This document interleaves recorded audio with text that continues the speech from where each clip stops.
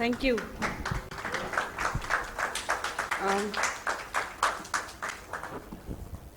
Thank you to IAP and Moina for inviting me to make this presentation.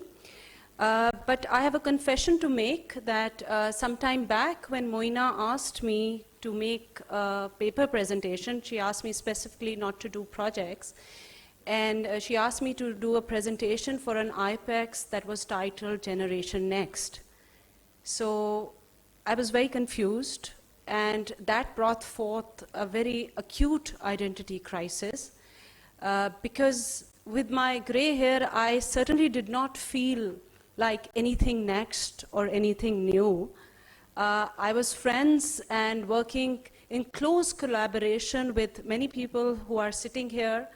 They are called the seniors. And on the other side, I've been, for the past 10 years, I've been teaching a very tech-savvy generation that is also sitting in this room.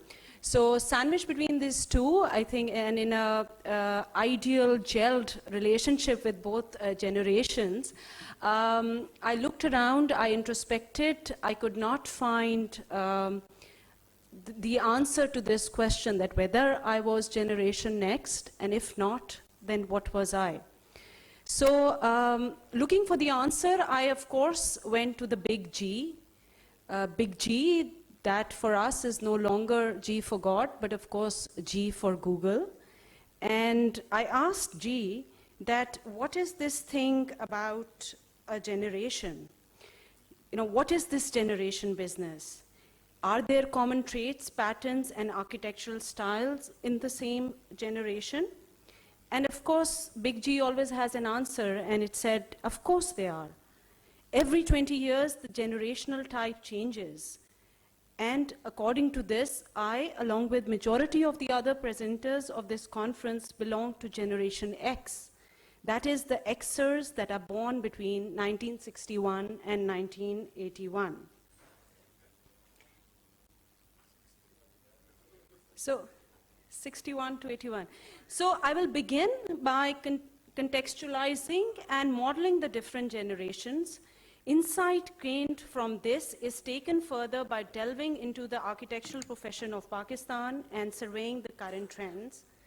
The work of Generation X is highlighted, which is very clearly heralding a quiet, diverse, spread out and grassroots level revolution in the architectural profession of Pakistan. Thus, from a model of generations, a story of practice, and a reflection on my own position as an Xer, the presentation ends with a request for more collaboration and cooperation between the generations.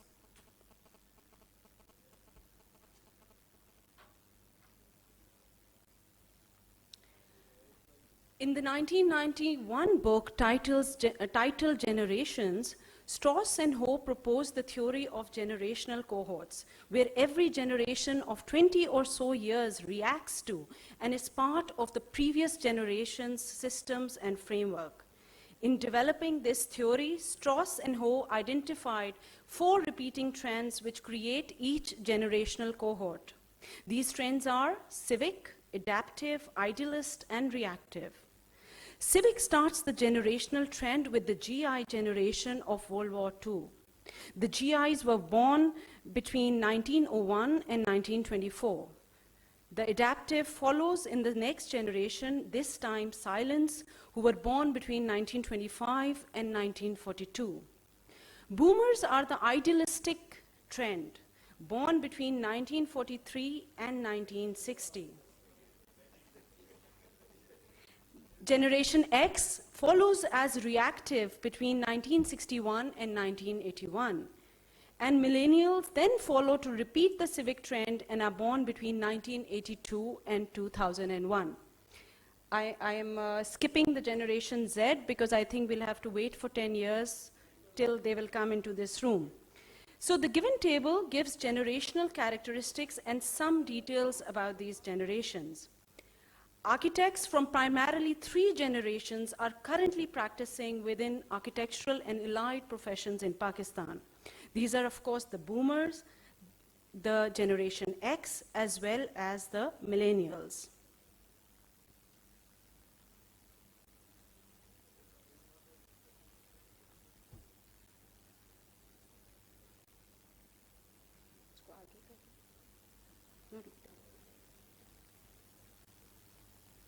So there are many overlaps and in-betweens within the generations. And before we compare the three generations of our concern, let us recast roughly the architecture styles in the built history of Pakistan.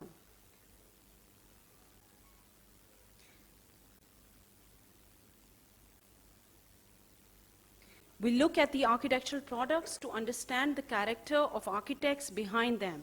Because, as Mies said, architecture is the will of an epoch translated into space.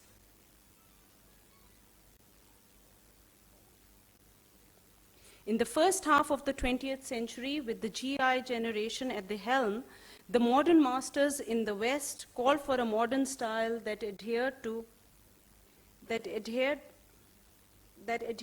the dictums of form follows function and less is more. The silent generations in Pakistan were quick to follow and redefined national architecture in similar modern idioms of minimalism, concrete, steel, and glass of the international style.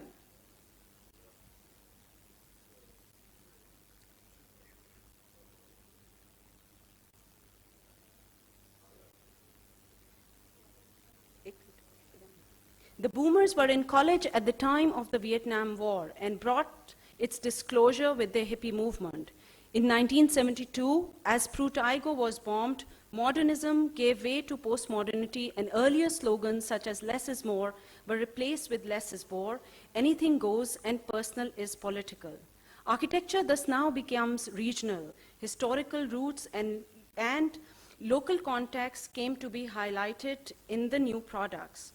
With the passage of time, when the 90s came, we saw universalizing global trends, but that too with the local flavor, as in the Petronas Tower and the Shanghai Bank.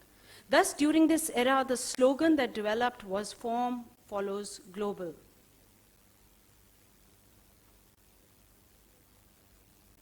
In the past, form no longer needed to follow function or become global. It had to follow energy and thus became ecotech. That is, sustainability becomes one of the key agendas of contemporary times, and we find the X generation practicing and advocating this concept of going green, along with other trends of conservation and contextually appropriate architecture, etc.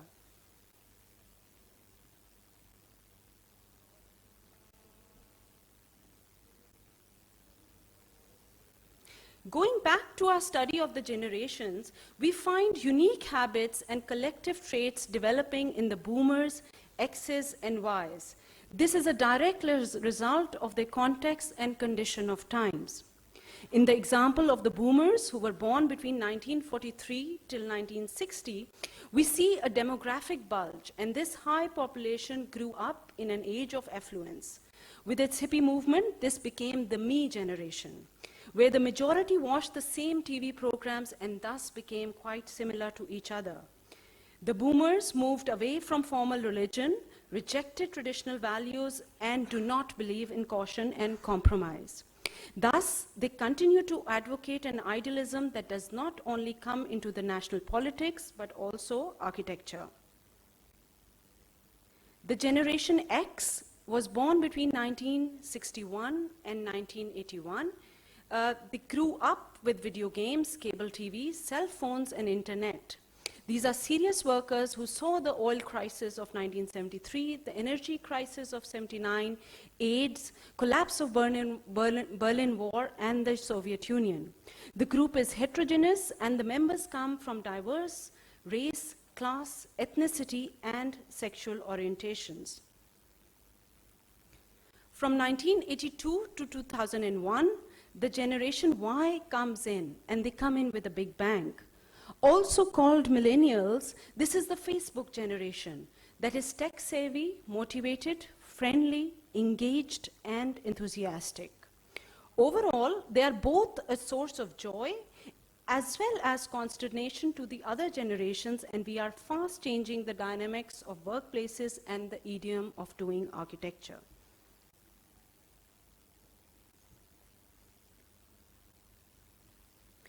If the three generations in Pakistan are observed both in terms of their work cultures as well as their design puts, we find them varying in terms of technology adaptation, attitude towards leaders, abilities of leadership, and ideal roles in teams and professions. They seem to be inspired from different sources that impact their design concepts. The scales and building types designed by each generation also adjust to and cater to both the market as well as the generational requirements and aspirations. To illustrate the differences between all of these in one example, we take up the example of technology. Having any new technology, it does not mean that a generation stays out of it. But in fact, differences lie in the rate of adaptation to technology and in how quickly and blindly one changes to it. When new technology comes in, then boomers use it as handed to them in limited capacity and without exploring the full potential of the technology. The Xers have developed most of the technologies we use today and would think it through and judge its overall viability and relevance prior to complete adaptation. The millennials, however, on the other hand, are quick and they jump into it and are very quick to adapt to these new technologies. The classic example is, of course, the changeover from AutoCAD to Revit in our architectural offices. The similarities and differences between the three generations, they can be further contrasted in this table. But we know that when the requirements and needs of each of these different generations, when they are met, and strengths of one are combined with the weaknesses of the other, an ideal office environment and production results. For example, boomers can teach wise, responsible follow-through on assignments, and the millennials can share information about new programs and new ways to network with the cohorts.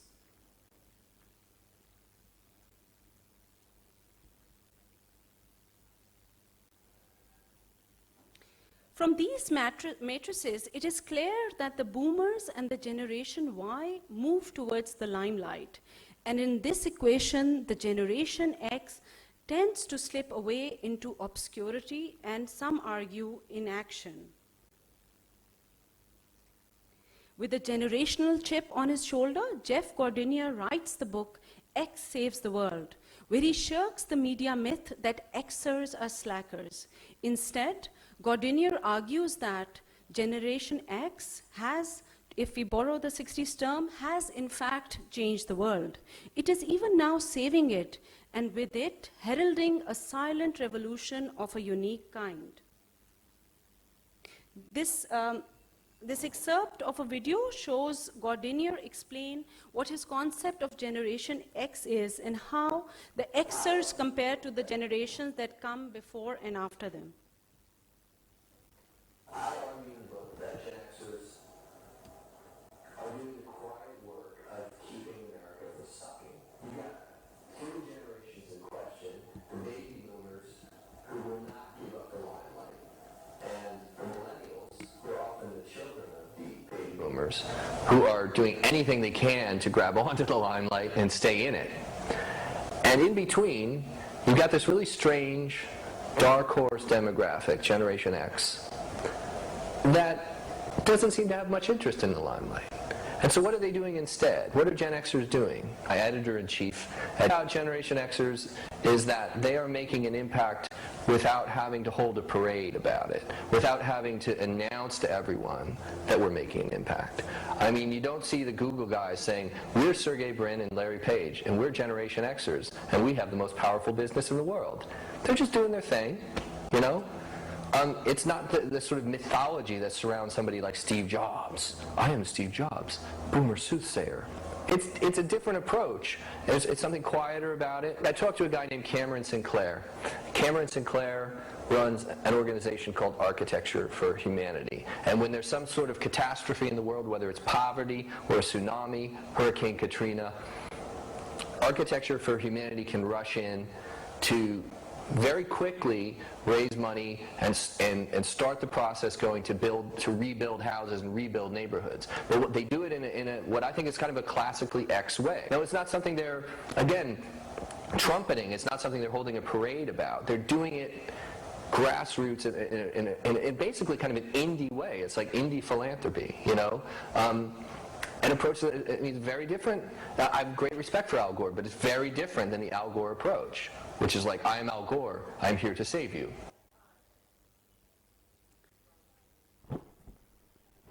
The Generation X in Pakistan is seen to be operating like Janus. Janus, which is not two-faced and like the Roman Janus god, but in fact multiple-faced, looking at various directions and bringing diversity to architecture. The Xers are seen opting for career choices and building types that were not considered by the boomers. If they practice and design buildings, then they also come into allied disciplines such as architectural education and publishing. Many of these have been recounted and explained in detail by the other presenters since yesterday. So I will cite only two examples, which are mostly from my immediate context and practice.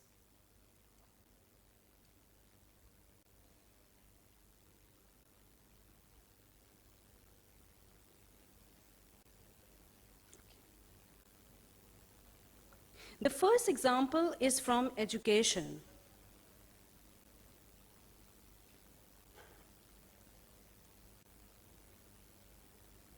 In education, we all know of how the Generation X forms the backbone and faculty of all schools of architecture in Pakistan.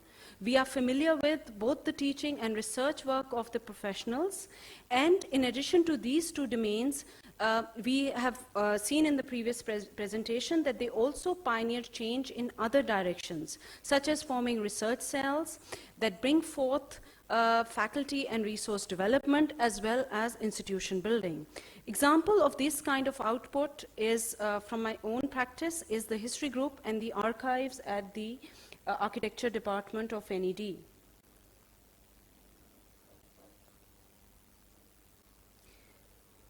The history group has the main objective of promoting the study and appreciation of historical and cultural heritage of Pakistan, and this is achieved within the group through several activities that range from historical lectures, historical film showings, plays, and several such activities. So these are open to public, and these have not only raised the awareness in the educational schools, but have also have also spread out to the profession as well.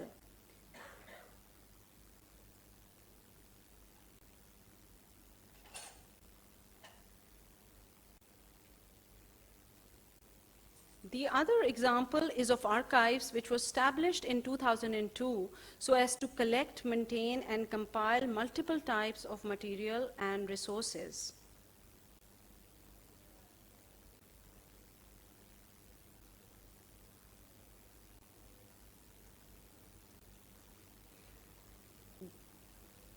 The archives has come a long way, because from only a handful of theses that were placed in a cupboard in 2002, at the end of April 2011, the archive holds nearly 6,000 material items.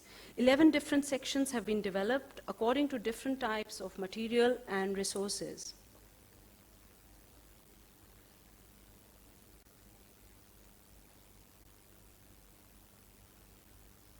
If we cast a glance at architectural practices that the Generation X is involved in, we see several trends. Projects that vary in scale and building types, projects that respond to the needs of society and are diverse,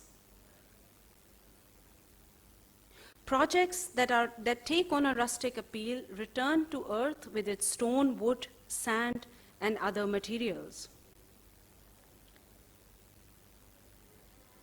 Within the domain of practice, I would like to present a case of the planning of the main campus of NED University. As we know, the NED University was established in 1922 and shifted to the main campus in 1975 on 40 hectares of land provided by the Karachi University. Initially, the planning was done by the university management. Once the funding was approved, Zahiruddin Pathan was appointed as the consultant. He master planned the university in the same idiom as Ecoshard's design of Karachi University. During the 80s and 90s, several engineering consultants and firms added structures. And after the formation of the Department of Architecture at NED, in 2000, the majority of the faculty members acted as in-house consultants. The building done by all of them are shown in blue, and to date there are more than 30 projects which are of varying scale and have contributed significantly to the uplift of the campus. If we look at these three eras of development visually, then we can decipher the vocabulary, architectural style, and character of the new buildings.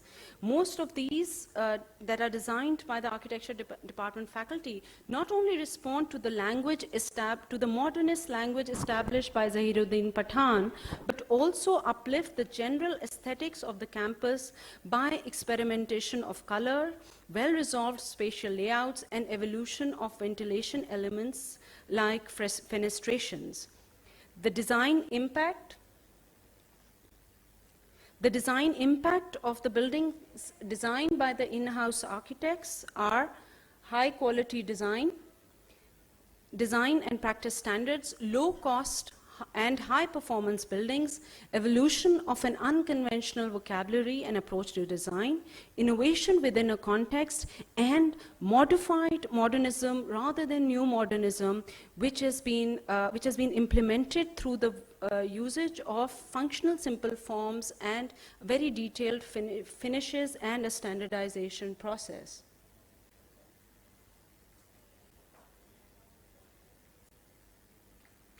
Some of these impacts can be seen in the Department of Humanities, which was completed in 2010.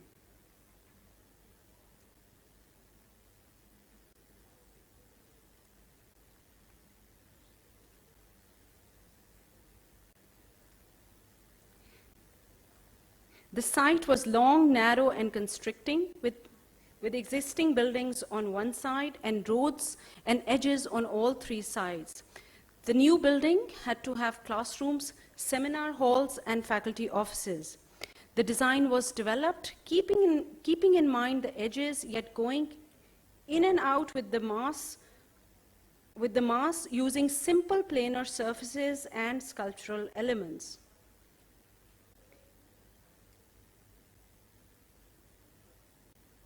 The new structure respects the existing one by following its lines, also in section, and an overall interest is achieved by the play of stories.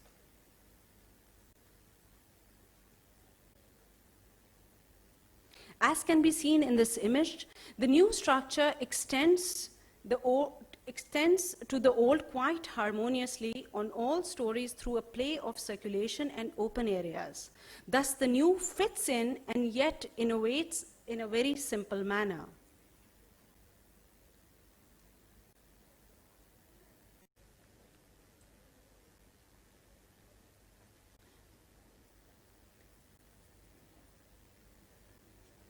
Responsive, interactive spaces are formed in between the old and the new. Detailing has been done with concrete, plaster, and paint.